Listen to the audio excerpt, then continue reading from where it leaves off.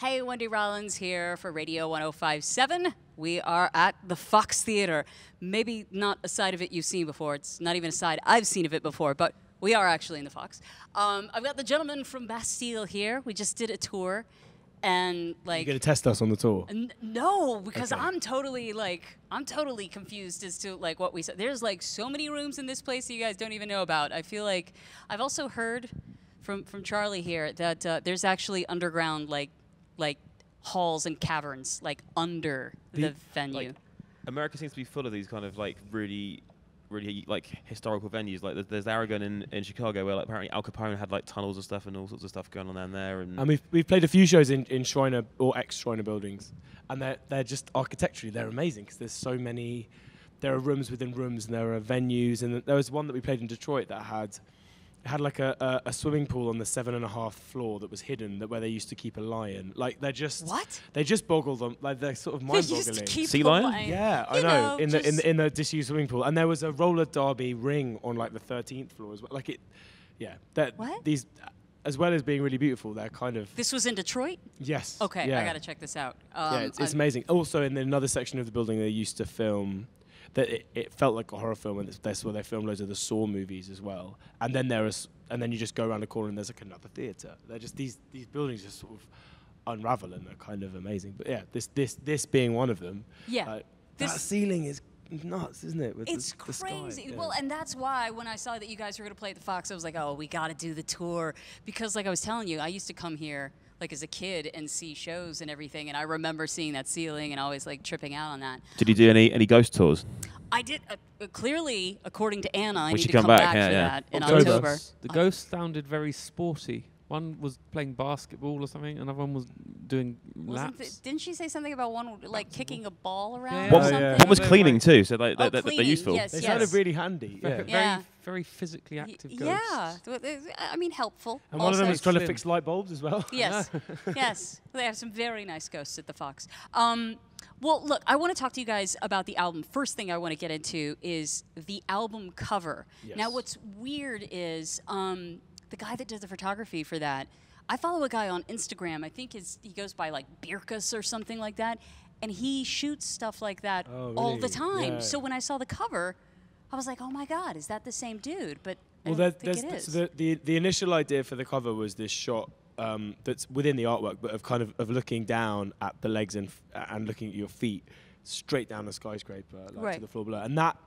is a kind of, I think there's a kind of subculture that exists on Instagram and online of people that do, crazy daredevil people that climb buildings without any safety and just take these photos. I think it's almost like bragging rights of who got the best, highest shot. And I guess that was an aesthetic that we didn't necessarily want to tap into. Okay. But the shoot is one that we kind of found online. Just by chance. Just by chance. Really? Definitely didn't have anything to do with it. And right. And it was kind of, like with a lot of creative processes, it was sort of, the person that made it went about it with a certain intention, and it came out with a bunch of other images, all that kind of, it's sort of just become the visual for our album. And there's within the show that we're doing at the moment for one of the songs, Glory, the backdrop kind of tells the story of how the album cover was achieved. So watch out for that later. Okay. I think you'll enjoy seeing it. Spoiler alert. Yeah, sorry. So speaking of Glory, makes me think of how we were talking on Twitter about the fact the live at Capitol Studios, those are amazing. Like, thank you. Would you guys ever take that kind of setting on the road? Funnily enough, funny that you asked. Segued in a very nice particular way. Jackpot. So we're doing a show in 2 Mondays' time. We're back in London at a place called Union Chapel. That's a sort of, it's this amazing venue that I think we've all kind of been to. Have you ever been to Union Chapel? No. Thanks for checking. But I don't know. You've been shows? I go my dad put stuff on there. Yeah, it's just this. It's a venue that happened to be a church, and so the acoustics are amazing. And we're doing a charity show there in a couple of weeks, and we kind of, having done the Capitol things and having a lot of our fans kind of found us through acoustic versions, so we decided to put on this show that's going to be just really special one-off versions of both songs from both albums, with a mini gospel choir, so a string section, a brass section, and us on kind of acoustic instruments. And so maybe you make that into I think, an EP. Yeah, definitely, 100%. Like, so we've sort of, I guess it started as a little idea, and now it's become this sort of bigger thing that we're doing. So we're really excited about that, and to be able to showcase like a different side of our stuff, and all being well, if it's fun and if it goes well, it would be lovely to tour it one day, I think. But we will see. Yeah, because it's such a different dynamic of what you guys do, and I'm not saying it just because you're here. Some bands do that more stripped down thing, and you see it and you're like, that's okay, but you guys have a really nice dynamic, and you're really able to kind of arrange those songs in such a form that I feel like it changes the whole aesthetic of it, which is very cool. Thanks very much. There's definitely like orchestral cinematic element to our songs that if you take away the production and the sort of like full big drums and stuff, I think that can kind of come through a bit more, and it's fun to try that. He's saying that me playing drums just gets in the way quite a bit. Just get in the way, Woody, all the time. Just shut up, right? Now, tell me about, I've been seeing a lot of pictures in the office. Oh, yeah. Yeah? So are you working on something? You hatching something? I'm doing an accounting course. Oh. Yeah. Kind of an online thing, Are you going for your master's or something? That's great. I mean, I didn't even get school level maths, so it's quite a lot of hoops to jump through. I am glad to see you investing in yourself. I am, you never know what's going to happen. So I know you wrote this album a lot on the road. You're kind of adapting the same thing? I think we kind of realised that.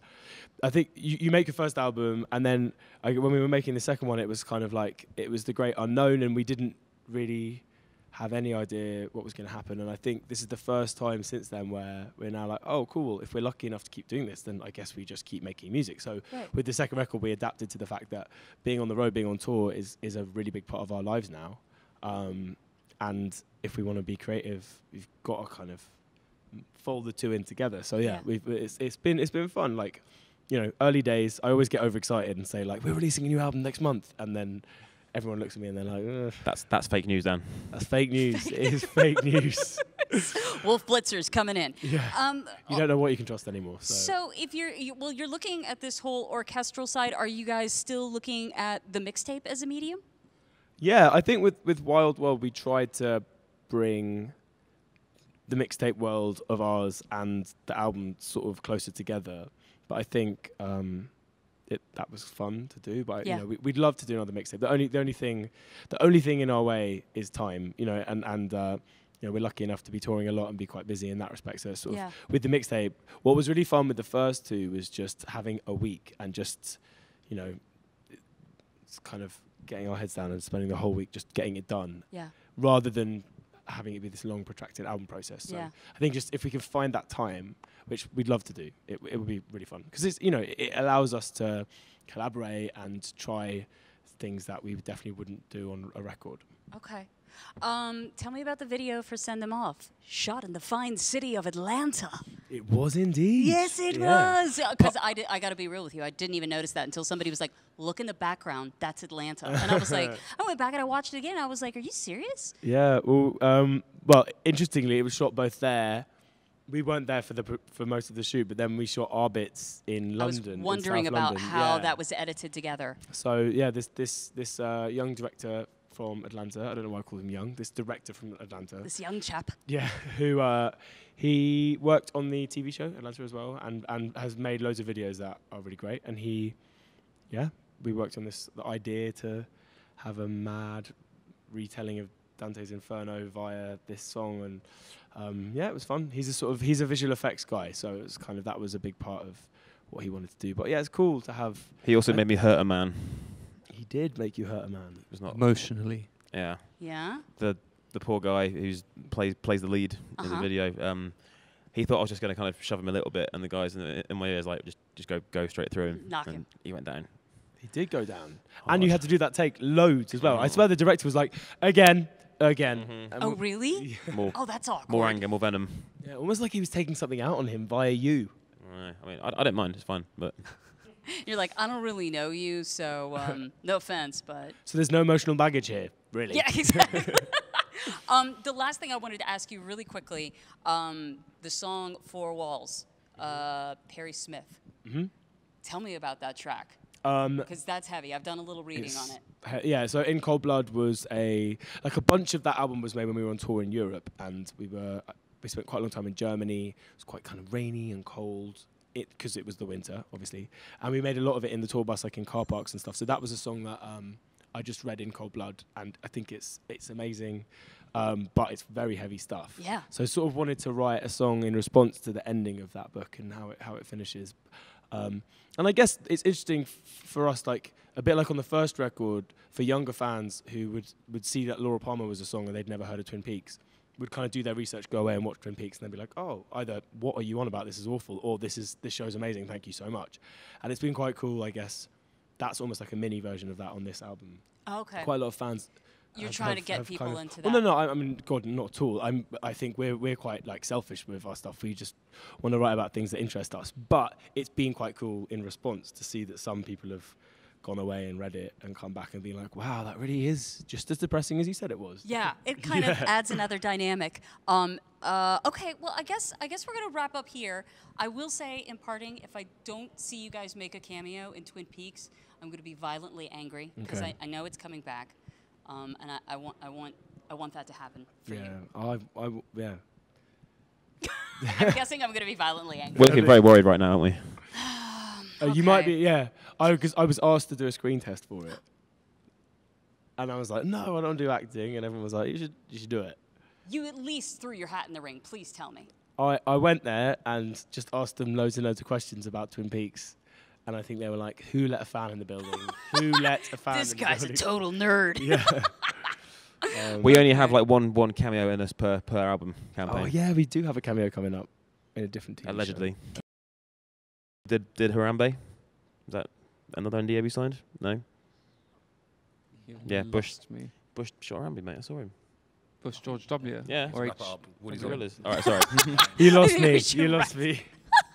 All right, well, we're going to wrap it up here. Thank you so much for checking it out. The Gentlemen of Bastille. We hope to see you guys back in Atlanta again, maybe in October for the Ghost Tour, or just whatever. Maybe we should try and incorporate the Send Them Off video into the Ghost Tour. Ooh. Anyway. Potential. I'll just come around and hurt you. That's part of it. All right, Okay. cool. It's good stuff. All right. Thanks for checking it out on Radio 105.7.